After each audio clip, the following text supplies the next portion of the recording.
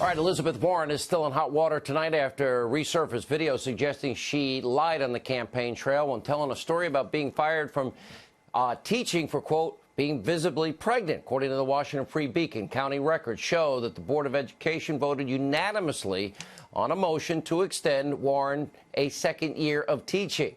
But still, Warren is remaining defiant, telling CBS News, quote, all I know is I was 22 years old, 6 months pregnant. The job that I had been promised for the next year was going to someone else. Of course, Warren's trouble with the truth is nothing new. Here with reaction, Fox News contributors Karl, Rove, Charlie Hurt. Between what they're trying to do, and maybe likely, I guess now, Karl, to do, with impeaching the president, which they won't get a conviction on, and one coup attempt after another, and now Elizabeth Warren seems like the likely favorite to win the nomination. Where do you see the election going?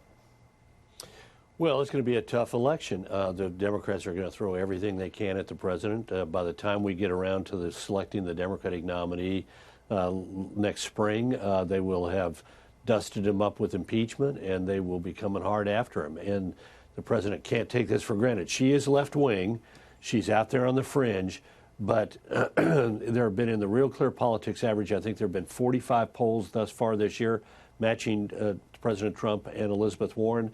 He has led her in 5. The last one was in July. He's been tied with her in 5, and she's been ahead of him in 35 out of 45 polls.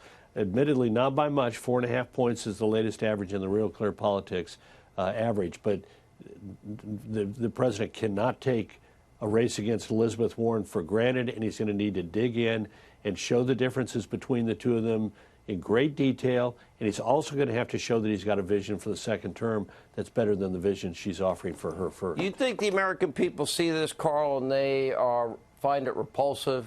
Well, we got an election in a year, and like, okay, well, this doesn't work. I'll just find another reason to impeach him. Yeah, because, sure. You know, to me, it's just they want him out of office, period. They never accepted he won. They never accepted the Mueller report.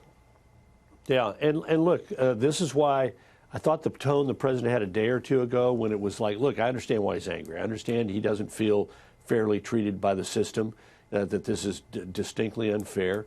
But I thought his tone a day or two ago was good. He said, basically, it's a witch hunt, but I'm going to stay focused on the big things the American people want me to do. And he's got a chance here with the China trade deal, with USMCA, with the other initiatives of the administration to show that even in the midst of having everything thrown at him by the Democrats, he's still focused on what he thinks is best for the American people. That's good advice. I think that'd be a strong contrast. And his list of promises made and kept are pretty significant. Charlie. Right. Yeah, no, I think the Democrats have really shot themselves in the foot. I think that for all of the flaws that Joe Biden had, I think he was probably their best shot at trying to steal back those voters that Donald Trump stole from them in 2016. And it looks like in this whole effort to destroy the president, they've taken out that best chance. You know, people like Elizabeth Warren, you know, the things that the proposals she's peddling. I talk to a lot of Democrats back home. I don't ever hear anyone say, you know what I really want? I want somebody to decriminalize border crossing.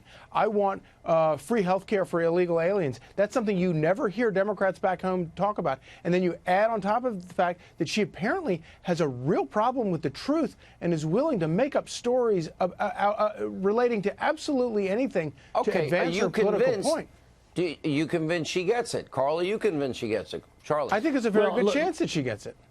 Yeah, I think Charlie's right in that, but we got a long way to go here, and there can be lots of twists and turns. I do think the field has collapsed down to Biden, Warren, maybe Sanders, though boy, he mishandled the whole heart attack thing and may not be able to recover from damaging his credibility with the American people, let alone his health. But you know, we got to be careful. She's about ready to get her turn in the barrel, and how she handles it is going to be a big test of her. And there's a chance for Biden to come back, but this thing has got a long way to go before it gets settled into what it's going to be. Last word, Charlie. Yeah, and whoever the nominee is, Donald Trump has to, and his supporters have to treat it like it's the fight of their life, because it's going to be tough. All right, guys, thank you. Our villain of the day.